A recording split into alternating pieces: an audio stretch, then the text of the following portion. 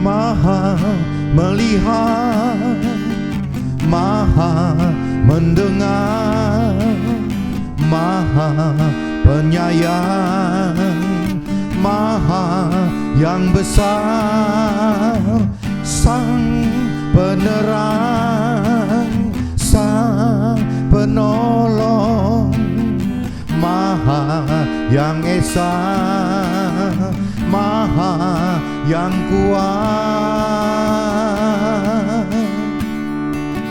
Segala puji bagimu, semua karenamu, abadi selamanya. Kau tempat berlindungku, Kau Maha yang sempurna, abadi selamanya.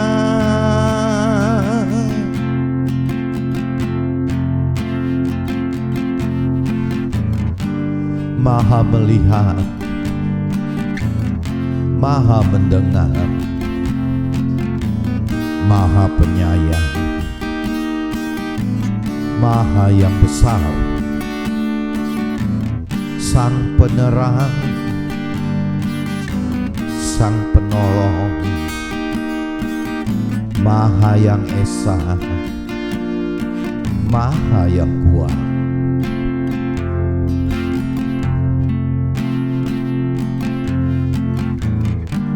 Maha melihat, Maha mendengar, Maha penyayang, Maha yang besar.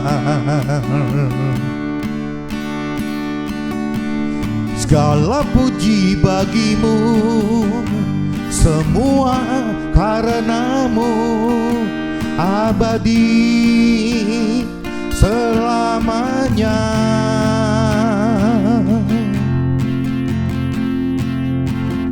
Kau tempat berlindungku, Kau Maha yang sempurna, abadi selamanya.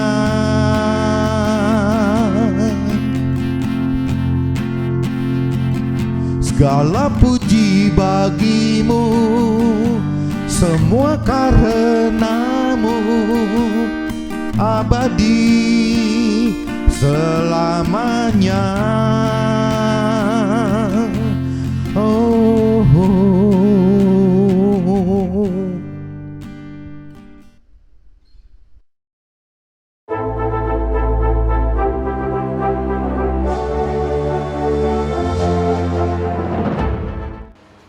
Jumpa kembali di MCD Journey Inspiration of Life. Pagi ini saya mau coba sharingkan teman-teman dengan temanya butuh peta dan kompas untuk mencapai apa yang Tuhan rancang dan kehendaki bagi kita. Jadi apa ya, dalam realita bagaimana kita mencapai apa yang Tuhan rancang dan kehendaki bagi kita, kalau tanpa peta dan kompas nggak bisa teman-teman. Jadi dari pengalaman hidup saya, ya kita butuh peta. Peta itu dalam arti kata kita harus tahu firman Tuhan teman-teman, dan kompas itu bagi saya adalah roh Tuhan gitu teman-teman. Jadi kalau tanpa ada firman Tuhan sebagai peta dan roh Tuhan sebagai kompas, kita sulit teman-teman untuk nyampe masuk ke dalam apa yang Tuhan rancangkan dan apa kehendaki bagi kita, sehingga kita tidak bisa mendapatkan apa yang Tuhan janjikan, janji-janji firman-Nya untuk kita gitu. Nah ini saya coba baca cepat teman-teman di kitab Para Rasul pasal 6 ayat 1 sampai 7, dan juga nanti kita promo pasal 1 ayat 16-25. Saya pengen langsung masuk ke draft karena ini benar-benar apa yang saya alamin. Kadang-kadang ya ceritanya konyol-konyol juga teman-teman. Jadi ini saya tetap harus sharingan ke teman-teman. Siapa tahu memang ini menjadi satu cara gitu, cara teman-teman waktu kanak-kanak rohani, waktu bayi rohani, kanak-kanak rohani, remaja rohani, sampai ke dewasa rohani akan mengalami tuntunan ini teman-teman. Jadi cara kerja Tuhan itu memang ajaib kalau buat saya pribadi gitu. Nah, mudah-mudahan ini juga dialami oleh teman-teman. Saya coba baca kitab Para Rasul dulu teman-teman. Kitab Para Rasul ya pasalnya 6 ayat 1 sampai 7. Nah ini judulnya teman-teman, 7 orang dipilih untuk melayani orang miskin itu. Ini judulnya itu teman. Pada masa itu ketika jumlah murid makin bertambah, timbullah sungut-sungut di antara orang-orang Yahudi yang berbahasa Yunani terhadap orang-orang Ibrani karena pembagian kepada janda-janda mereka diabaikan dalam pelayanan sehari-hari. Berhubung dengan itu, ke-12 rasul itu memanggil semua murid berkumpul dan berkata, kami tidak merasa puas karena kami melalaikan firman Allah untuk melayani meja gitu. Nah karena itu saudara-saudara, pilihlah 7 orang dari antaramu yang terkenal baik, yang penuh roh dan hikmat, supaya kami mengangkat mereka untuk tugas itu, dan supaya kami sendiri dapat memusatkan pikiran dalam doa dan pelayanan firman gitu. Nah usul itu diterima baik oleh seluruh umat, oleh seluruh jemaat. Lalu mereka memilih Stefanus, seorang yang penuh iman dan Roh Kudus, dan Filipus, Prokorus, Nikanor, Timon, Parmenas, dan Nikolaus, seorang penganut agama Yahudi dari Antioquia gitu. Mereka itu dihadapkan kepada rasul-rasul, lalu rasul itu pun berdoa dan meletakkan tangan di atas mereka. Firman Allah makin tersebar dan jumlah murid di Yerusalem makin bertambah banyak, juga sejumlah besar imam menyerahkan diri dan percaya. Dulu teman-teman, waktu saya baru membaca firman Tuhan tahun 2007, karena dalam sebagai aktiviti pengusaha itu saya mengalami banyak permasalahan teman-teman. Akhirnya saya mau tanya ke siapa gitu ya, udah susah posisinya gitu. Jadi akhirnya karena saya sudah dibaptis, saya terima Tuhan, akhirnya saya coba bertanya kepada Tuhan melalui pembacaan firman Tuhan teman-teman. Jadi bagaimana caranya saya menyelesaikan masalah-masalah persoalan usaha itu dengan mengaitkan Tuhan supaya lebih real gitu teman-teman. Saya berdoa ke Tuhan supaya Tuhan bisa jawab saya, bisa mengatasi masalah saya dengan menjawab saya, memberi solusi saya melalui firman-firman Tuhan yang saya baca teman-teman. Jadi ya sebenarnya kalau mungkin bagi orang-orang yang punya teori-teori rohani, apa itu bisa dianggap salah? Bisa saja teman-teman. Tapi kalau buat saya waktu itu karena apa ya? Karena memang saya nggak punya solusi lain, jadi akhirnya saya jadi sebagai anak-anak rohani gitu teman-teman. Benar-benar saya ya terpaksa mesti nanya Tuhan begitu. Tapi kembali lagi Tuhan itu kan maha tahu, Tuhan itu maha kuasa teman-teman. Jadi kalau memang kita bertanyanya dari hati gitu, ya Tuhan bisa jawab tuh. Jadi sepanjang tahun 2007 sejak saya dibaptis dan membaca firman Tuhan sampai masalah saya selesai tahun 2011-2012 itu semua kalau ditanya siapa penasehat saya gitu dalam meneruskan usaha saya, karena saya kan waktu itu tidak di operasional teman-teman. Sampai hari ini pun tahun 2021 saya tidak masuk ke fungsi operasional teman-teman. Saya cuma duduk di fungsi komisaris aja gitu. Nah ini yang saya rasakan di situ, jadi akhirnya solusinya itu saya dapatkan dari penasehat Tuhan saya gitu. Nah Tuhan saya yang memberi nasihat gitu dengan cara ya menjadikan firman-firman Tuhan yang saya baca itu hidup dan tepat teman-teman. Ya Tuhan itu seperti itu teman-teman. Jadi dipercaya nggak dipercaya saya nggak ngerti gitu. Cuman yang jelas saya alamin seperti ini, dan kayaknya kemarin saya terdorong untuk men-sharingkan ini lagi teman-teman. Karena ini cerita sebenarnya kalau buat saya pribadi agak was-was ceritanya gitu. Karena aneh, memang saya sendiri kadang-kadang beranggapan aneh gitu. Masa iya sih kok firman Tuhan bisa bertepatan dengan memberikan solusi permasalahan apa yang dihadapi oleh usaha gitu. Tapi memang realitanya seperti itu teman-teman. Jadi kembali lagi kayak yang cerita hari ini teman-teman. Ini kan berarti dari 2007 saya sampai sekarang tahun 2021, kok kemarin malam saya tergerak lagi gitu. Ya kemarin malam saya tergerak waktu membaca kitab Kisah Para Rasul pasal 6. Di sini ada dikatakan 7 orang dipilih untuk melayani orang miskin gitu. Jadi di sini langsung asumsi saya timbul teman-teman. Coba ya saya coba baca ini ya teman-teman. Nah di sini kan di ayat 3 teman-teman. Karena itu saudara-saudara, pilihlah 7 orang dari antaramu yang terkenal baik dan yang penuh roh dan hikmat, supaya kami mengangkat mereka untuk tugas itu. Jadi kembali lagi kalau dulu gitu saya waktu anak-anak rohani, waktu saya membaca firman Tuhan itu 1, 2, 3 tahun pertama, saya selalu mengaitkan apa yang terjadi di usaha saya gitu. ya saya selalu cross dengan firman yang saya baca. Jadi kemarin saya terdorong kok jadi mau pakai cara lama lagi teman-teman. Saya mau coba cara lama gitu. Maksudnya apakah dengan adanya kalimat seperti ini, ya perikopnya judulnya 7 orang dipilih untuk melayani orang miskin, ya di ayat 3-nya, di pasal 6 ayat 3-nya, karena itu saudara-saudara pilihlah 7 orang dari antaramu yang terkenal baik dan yang penuh roh dan hikmat, supaya kami mengangkat mereka untuk tugas itu. Nah ini kok bertepatan sekali teman-teman dengan rencana tahun 2021, kok saya seperti digerakkan Tuhan kembali teman-teman, digerakkan kembali untuk masuk ke dalam operasional perusahaan gitu. Meskipun tetap dalam kondisi saya sebagai komisaris gitu. Jadi kalau teman-teman bisa ini saya ajak nostalgia yang saya alami dalam segi usaha gitu, supaya teman-teman bisa mendapatkan input, siapa tahu ngalami juga gitu. Jadi waktu saya start kerja itu tahun 1980 teman-teman. Jadi habis selesai kuliah di Singapura, saya masuk tahun 1980-an gitu. Sampai 2000 itu ya umur saya 20-40 tahun, saya sebagai pengusaha normal aja teman-teman. Yang saya kadang-kadang sharingkan memang ya cukup bagus lah, mungkin dalam kategori orang umur segitu ya cukup bagus gitu, karena kebenaran bidang usaha saya di otomotif bisa go nasional gitu teman. Jadi dinilai cukup bagus lah, masih muda cukup bagus gitu. Tapi begitu saya masuk ke tahun 2001 sampai 2021, saya sudah mulai mengaitkan usaha saya itu dengan urusan rohani, dengan urusan Tuhan gitu. Terutama waktu saya menghadapi masalah tahun 98 itu, 1998 itu, karena krisis moneter itu teman. Dari situ ada dua cara gitu bagaimana untuk mengatasi persoalan usaha saya. Ya satu dengan cara logika, rasio aja seperti pengusaha pada umumnya, dan waktu itu juga bisa dengan cara bagaimana mengandalkan cara rohani dengan cara yang irasional gitu. Jadi bukan pakai cara sebagai pengusaha lazimnya, tapi pakai cara rohani dengan cara yang dimasukkan ke unsur-unsur firman Tuhan dan roh Tuhan gitu.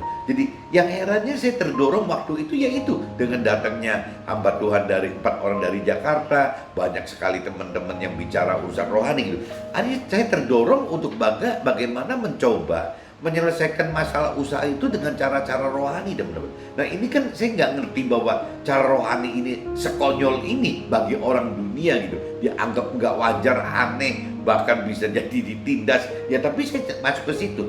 Jadi masa hidup saya dari tahun 2001 sampai 2021 sampai hari ini teman, hampir saya sebagai pengusaha, tapi caranya itu jadi cara-cara rohani teman, cara menyelesaikan cara rohani. Dan ini sangat menyebalkan buat keluarga besar saya teman-teman, dianggapnya aneh gitu. Buat keluarga kecil saya dianggapnya nggak waras gitu.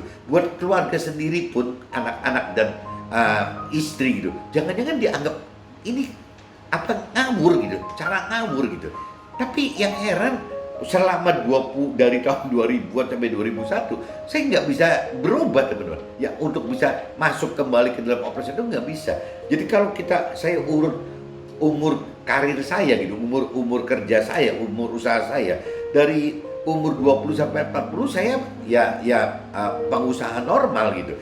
Nah tapi begitu 40 ke 60 teman-teman, ini udah nggak normal gitu. Bahkan yang kasihan istri saya jadi apa, ibu rumah tangga yang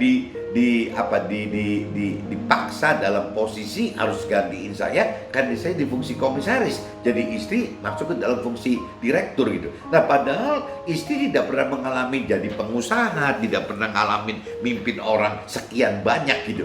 Nah akhirnya jadi ya istri sebisanya istri gitu. Nah saya juga tidak bisa masuk ke dalam operasionalnya teman-teman. Jadi akhirnya timbul banyak sekali masalah teman. Nah masalah-masalah ini ya yang menyebabkan malah jadi saya mungkin juga istri gitu mendapatkan satu proses gitu, proses transformasi bener-bener ya, karena lewat permasalahan tadi gitu. Permasalahan itu timbul karena ini dengan istri gitu, dengan pasangan timbul jadi banyak sekali teman. Jadi urusannya kalau bicara urusan usahanya, nanti terkait urusan rohaninya, ya jadi terkait juga dengan urusan jiwanya, terkait dengan tubuhnya, kena semua teman. Nah ini yang menyebabkan kedewasaan rohani kita jadi cepat timbul teman. Nah ini jadi buat saya ini benar-benar proses ini nggak mudah teman, nggak mudah. Jadi kalau kembali lagi, kalau bukan kasih karunia Tuhan ya mungkin saya sebagai suami yang nggak tahan gitu mungkin, atau bisa juga istri yang nggak tahan gitu. Tapi ya sampai ini hari, sampai akhirnya kita sudah melewati usia pensiun semua gitu ya. Nah akhirnya kita suami dan istri, saya dan istri bersepakat kayaknya kita sudah cukup melepaskan operasional perusahaan ini ke ya generasi berikutnya, ke anak gitu loh. Nah akhirnya jadi sekarang mulai bagaimana mendelegasikan ke anak dan bagaimana memberikan kebijakan, mengarahkan gitu ya kepada anak, di mana ya salah satunya supaya anak tidak mengalami seperti istri waktu ngelola gitu ya. Akhirnya kita pengen bentuk sebagai jadi seperti tim profesionalnya gitu. Jadi bukan anak sendirian tapi anak dengan tim profesional.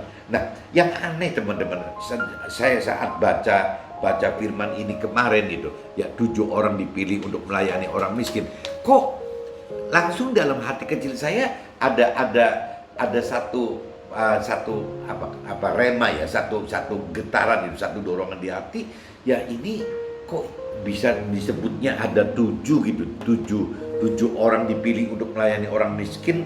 Di ayat 3-nya, karena itu saudara-saudara, pilihlah 7 orang dari antaramu yang terkenal baik, yang penuh roh dan hikmat, supaya kami mengangkat mereka untuk tugas itu.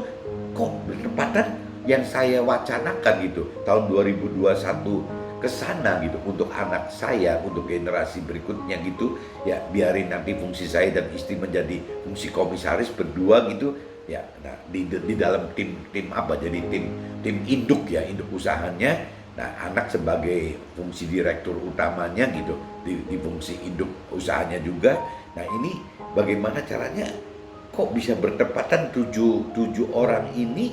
Kok memang kita juga sedang mencari teman-teman, bagaimana mencari untuk kembangkan, punya wacana gitu, mengembangkan 7 macam divisi, baik yang lama maupun yang baru teman-teman.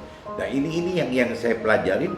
Ini kok jadi sudah ada dorongan seolah-olah saya untuk aktif balik. Meskipun di sini kalau saya baca dari sisi, kalau saya percaya akan firman Tuhan gitu, di sini dikatakan ya 7 orang dipilih untuk melayani orang miskin. Jadi ya target saya sudah bukan bagaimana mencari kesuksesan duniawi, target saya bukan untuk mencari bagaimana pemenuhan nafsu duniawi gitu. Tapi saya lebih bicara, Tuhan melalui firman ini juga berbicara gitu, bahwa ya kita bentuk 7 divisi ini ya untuk bagaimana melayani orang miskin teman-teman. Jadi bagaimana kita melayani sama kita.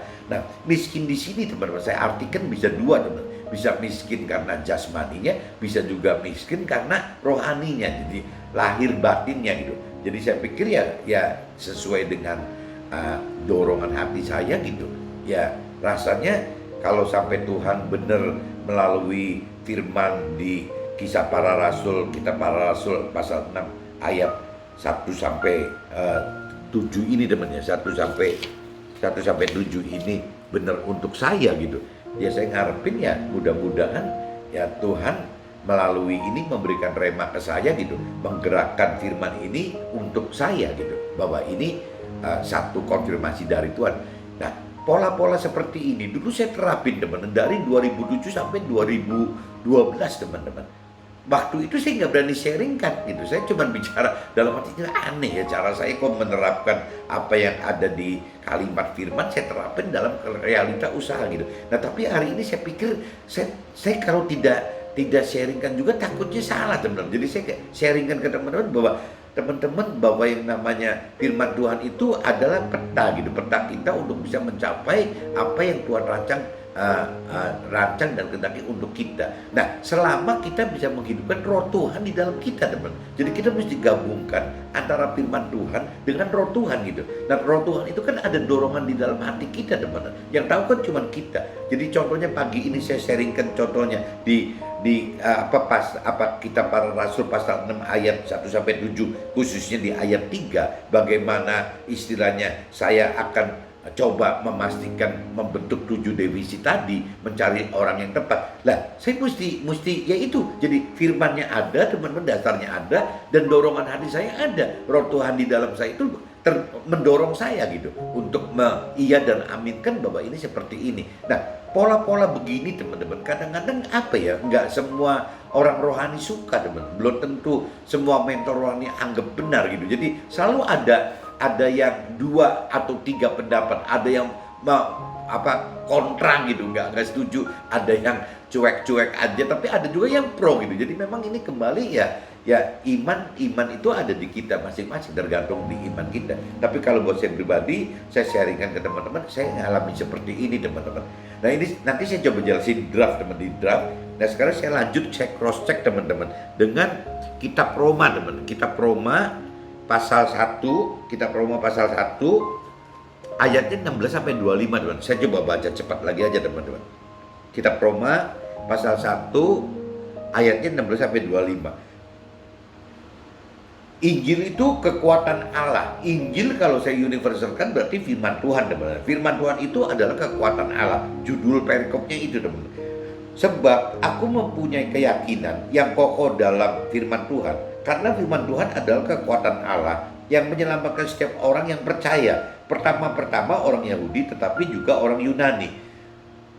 Sebab di dalamnya nyata kebenaran Allah yang bertolak dari iman dan memimpin kepada iman. Seperti ada tertulis orang benar akan hidup oleh iman. Nah yang tadi saya katakan teman-teman, kalau contohnya tadi saya membaca firman di kitab Kisah Para Rasul pasal 6 ayat 17 khususnya ayat 3 itu, ya kembali ke iman saya lagi teman-teman. Ya iman saya pasti beda dengan imannya istri saya, dengan anak-anak saya, dengan semua orang pasti beda gitu. Nah cuma kalau bicara iman itu kan harusnya pribadi. Ya jadi orang benar akan hidup oleh iman. Nah itu kalau buat saya ya saya coba praktekkan itu. Kembali lagi, jadi saya pegangannya ada gitu. Firman Tuhannya jelas katakan seperti itu. Nah di dalam dorongan Roh Tuhan di dalam saya juga ada gitu. Jadi saya anggap ya ini jangan-jangan nyambung nih. Ya ini apakah memang satu rahasia Tuhan yang dibukakan untuk saya gitu. Itu saya. Tapi nanti mungkin berikutnya saya bisa saksikan apa benar ini terjadi atau enggak, saya enggak ngerti teman. Nanti saya coba sharingkan lagi gitu. Cuman kalau cerita dari 2007 sampai 2012, 2011, 2012 itu sih nyata memang terjadi. Apa yang difirman katakan persis terjadi gitu dengan kehidupan saya. Ya kembali lagi karena ya kita butuh peta firman Tuhan dan kita butuh menghidupkan Roh Tuhan berupa Roh Tuhan, Roh Kudus, Nur gitu yang ada di dalam kita gitu teman. Nah ini kalau lanjut lagi, sebab muka Allah nyata dari surga atas segala kefasikan dan kelaliman manusia yang menindas kebenaran dan kelaliman. Karena apa yang dapat mereka ketahui tentang Allah nyata bagi mereka, sebab Allah telah menyatakannya kepada mereka. Nah ini yang saya alami kan gitu-gitu. Jadi tahun 2007 sampai 2012 itu nyata teman, nyata benar-benar saya baca firman itu dengan digerakkan oleh Roh Tuhan gitu, nyata gitu. Jadi karena apa yang dapat mereka ketahui tentang Allah nyata bagi mereka, sebab Allah telah menyatakannya kepada mereka. Sebab apa yang tidak nampak daripadanya, yaitu kekuatannya yang kekal dan keilahiannya, dapat nampak kepada pikiran dari karyanya sejak dunia diciptakan gitu, sehingga mereka tidak dapat berdalih gitu. Nah ini ya firman Tuhan itu ya begitu nyata teman-teman. Sebab sekalipun mereka mengenal Allah, mereka tidak memuliakan Dia sebagai Allah atau mengucap syukur kepadanya. Sebaliknya pikiran mereka menjadi sia-sia dan hati mereka yang bodoh menjadi gelap. Ini cerita orang dunia yang tidak percaya firman Tuhan teman-teman. Mereka berbuat seolah-olah mereka penuh hikmat, tetapi mereka telah menjadi bodoh. Mereka menggantikan kemuliaan Allah yang tidak fana dengan gambaran yang mirip dengan manusia yang fana, burung-burung, binatang-binatang yang berkaki 4 atau binatang-binatang yang jalan. Jadi bukan mencari Tuhan gitu, malah mencari ya seperti begitu gitu ya kayak hal-hal yang musyrik gitu zaman sekarang disebutnya gitu.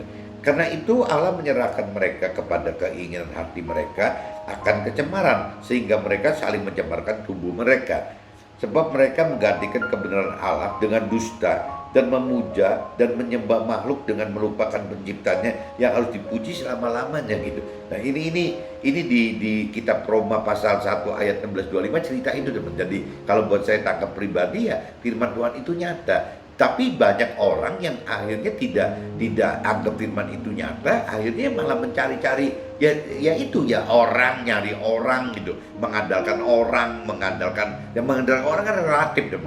Mengandalkan orang kaya, mengandalkan orang pinter, mengandalkan orang segala macam gitu. Mungkin tokoh-tokoh rohani mungkin juga bisa diandalkan. Bahkan mungkin ada yang orang mati diandalkan gitu ya. Bahkan mungkin roh setan diandalkan, jin diandalkan, hal-hal benda-benda musyrik diandalkan. Ya firman Tuhan ingatkan bahwa itu ya salah gitu. Jadi hukuman Allah dan kefasikan kalimat manusia apabila kita tidak percaya firman Tuhan dan roh Tuhan itu. Nah ini saya sudah bacakan ini sebagai dasar saya sharing teman-teman. Saya coba masuk ke draft saya aja supaya nggak lama.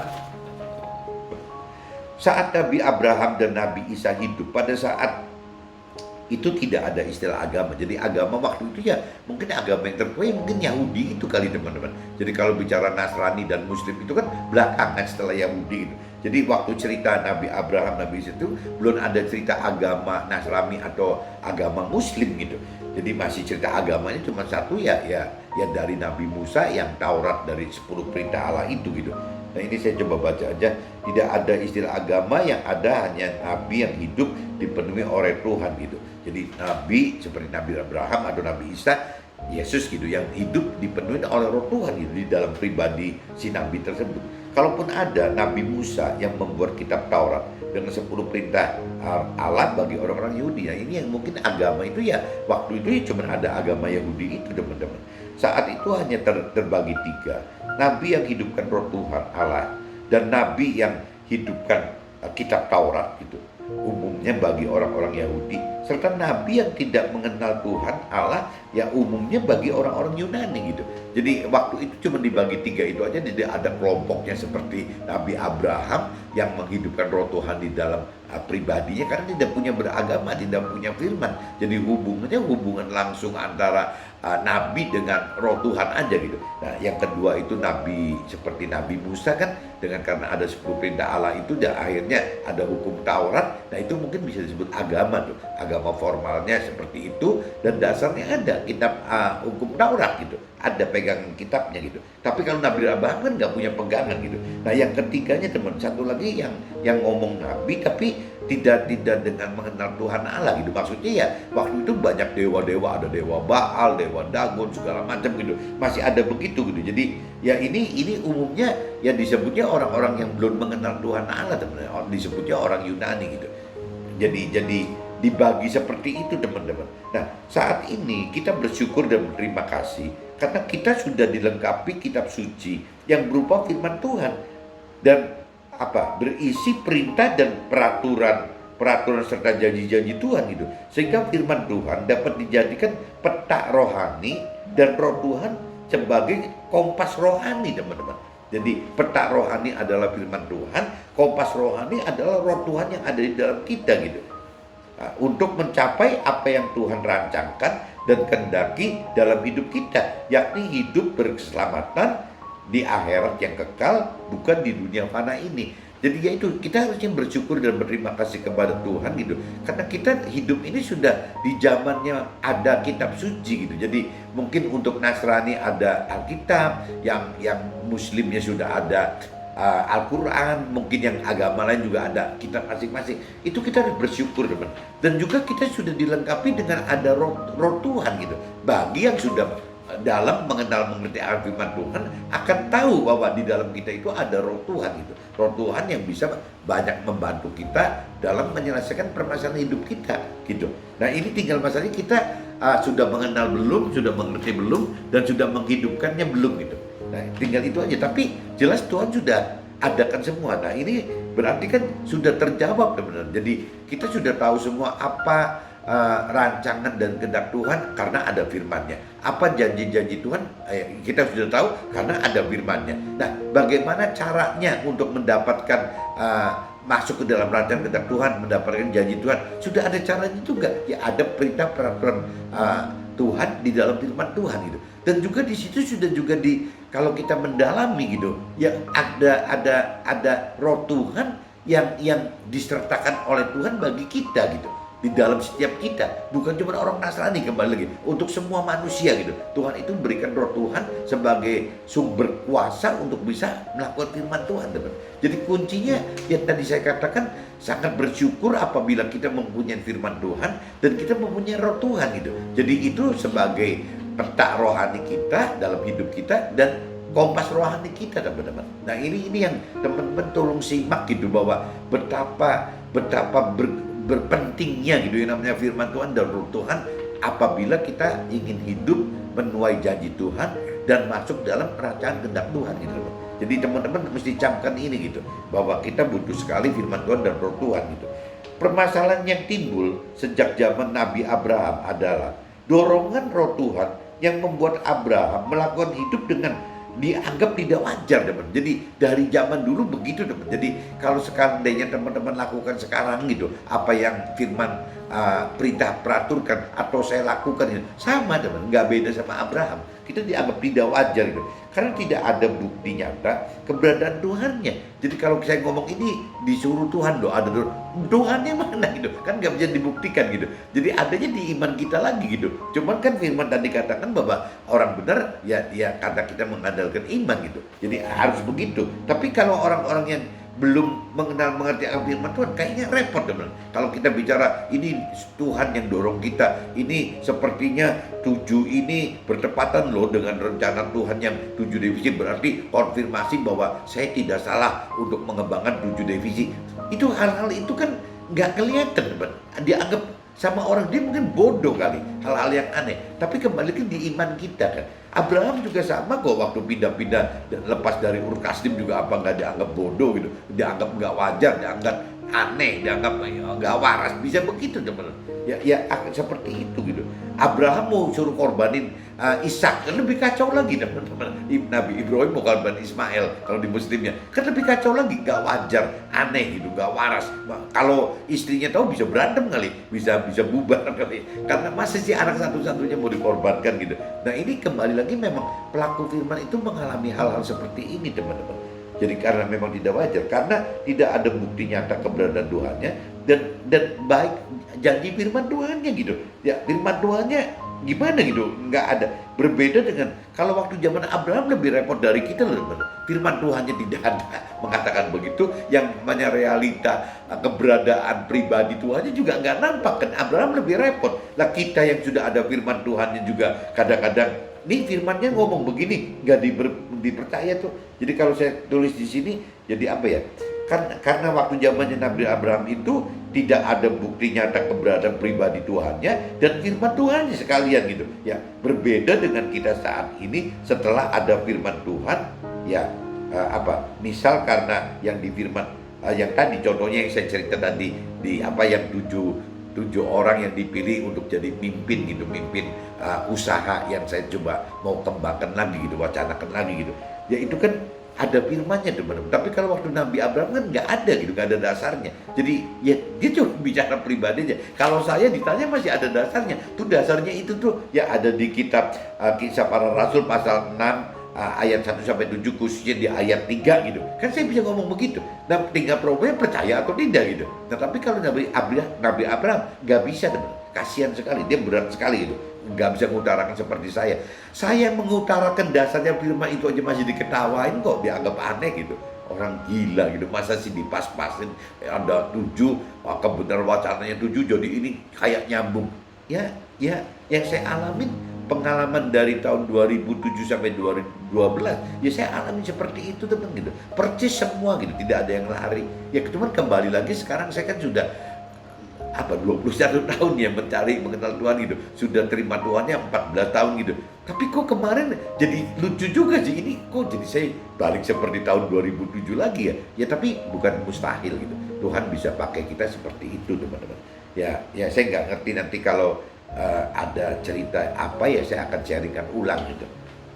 Nah, tapi kalau yang saya konfirmasi bahwa kita mestinya sekarang itu lebih berterima kasih dan bersyukur ke Tuhan daripada zamannya Nabi Abraham. Karena Nabi Abraham itu tidak ada menunjukkan bukti keberadaan pribadi Tuhannya, tidak ada gitu. Ya firman Tuhannya nggak ada. Tapi kalau di kita kan kebalik teman. Ya yang namanya keberadaan Tuhan bolehlah orang awam anggap tanda tanya. Tapi kalau bicara firman kan nyata teman, firmannya ada gitu. Jadi kita itu harusnya lebih mudah gitu dibanding zamannya Nabi Abraham gitu.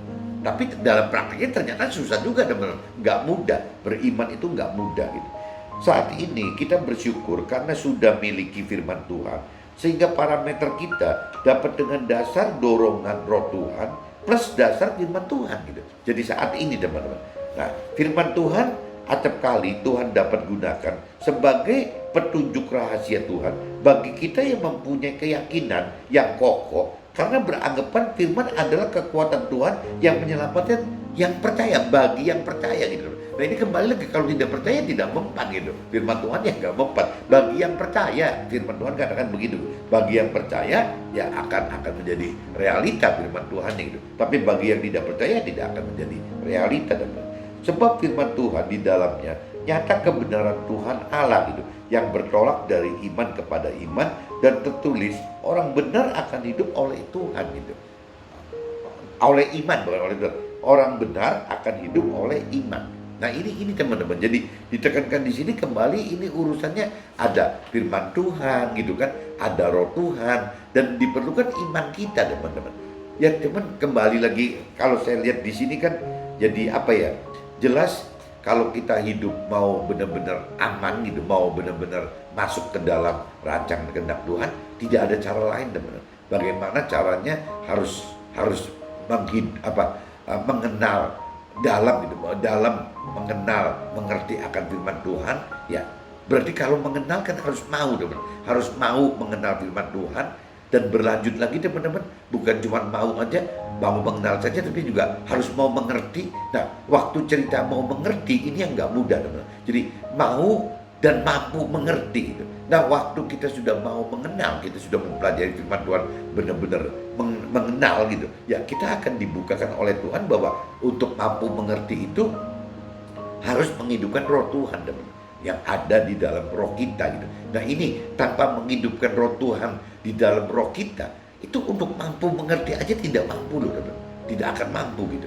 Nah setelah kita mampu mengerti akan firman Tuhan, di situ juga sama dalam hal harus melakukan. Jadi tidak cuma cukup kita mengenal firman Tuhan dan kita mengerti firman Tuhan, tapi tidak melakukan teman. Kunci akhirnya itu kita ini harus melakukan firman Tuhan teman. Jadi firman Tuhan itu akan benar-benar menjadi kenyataan apabila kita melakukan itu. Nah untuk melakukan firman Tuhan itu ya sama aja teman, harus punya kemampuan gitu untuk melakukan firman Tuhan. Tidak beda dengan mengerti firman Tuhan. Kalau untuk mengenal mungkin dari kategori kemauan kita aja udah cukup gitu. Tapi kalau bicara kemampuan mengerti, kemampuan melakukan firman itu tetap harus ada roh Tuhannya teman. Tidak bisa tidak ada roh Tuhan. Nah untuk mampu melakukan ini kita butuh roh Tuhan. Nah roh Tuhan itu akan hidup teman-teman apabila level iman kita dikembangkan gitu, ditingkatkan. Ya, jadi semakin kita beriman, kita semakin beriman percaya kepada Tuhan, maka kita makin berani teman melakukan firman Tuhan. Nah ini kaitannya jadi yang tadi saya katakan, ada firman Tuhan teman-teman, ada roh Tuhan, dan juga harus disertai juga dengan ya iman kita teman-teman. Jadi kalau tanpa ada itu susah gitu, susah untuk kita berani melakukan firman Tuhan gitu teman. Jadi kalau buat Tuhan sih ya kembali lagi di firman-firman Tuhan yang lainnya katakan ya terjadilah apa seperti yang kita imani. Jadi buat Tuhan itu tidak ada yang mustahil. Jadi kayak satu contoh tadi cerita yang tadi cerita di kitab Rasul pasal 6 ayat 1 sampai 7 khususnya ayat 3. Ya kalau saya beriman bahwa itu adalah rahasia Tuhan untuk saya, ya itu bukan mustahil teman. Kembali adanya di iman saya lagi gitu. Nah ini yang memang orang-orang yang tidak mengalami seperti ini ya butuh ya kesaksian saya nanti hasilnya bagaimana teman-teman. Tapi kalau buat saya pribadi sebagai pelaku firmannya, ya saya anggap itu adalah ya, firman itu adalah petanya, bahwa yang namanya roh Tuhan itu adalah kompasnya gitu. Dan masalah kemampuan untuk mencapai itu ya butuh iman kita. Bagaimana kita mengimani firman itu benar untuk kita, dan bagaimana kita percaya bahwa Roh Tuhan itu akan mampu melakukan, kita akan mampu melakukan itu karena ada Roh Tuhan. Itu adanya kembali di iman, teman. Mudah-mudahan teman-teman, saya maksud itu bisa dicerna, meskipun mungkin dugaan saya bisa ada cerita sebagian teman rohani atau mentor rohani yang mungkin juga question mark gitu, tanda tanya dengan apa yang saya ceritakan pagi ini. Tapi ya ini apa adanya saya ceritakan gitu teman-teman, meskipun dalam hati kecil agak was-was gitu ya, karena ini pantas nggak ya saya ceritakan gitu. Saya khawatir nanti salah gitu, tapi ya saya pikir Tuhan dorong saya harus cerita gitu. Jadi saya cerita pengalaman 2007 sampai 2012 saya alamin firman Tuhan itu hidup dalam hidup saya, dan tahun 2021 sudah berjalan 21 tahun saya mencari Tuhan, kok terdorong lagi gitu ya untuk bisa Tuhan memberikan konfirmasi bahwa 7 orang yang dipilih itu sama aja 7 wacana yang akan saya kembangkan dalam bisnis saya, yang akan saya delegasikan bersama istri kepada anak-anak gitu. Mudah-mudahan apa yang saya sharingkan pagi ini bisa menjadi satu masukan juga buat teman-teman. Jadi teman-teman siapa tahu tergerak melakukan seperti saya, ya mungkin nggak ada salahnya. Oke teman-teman, see you, bye-bye.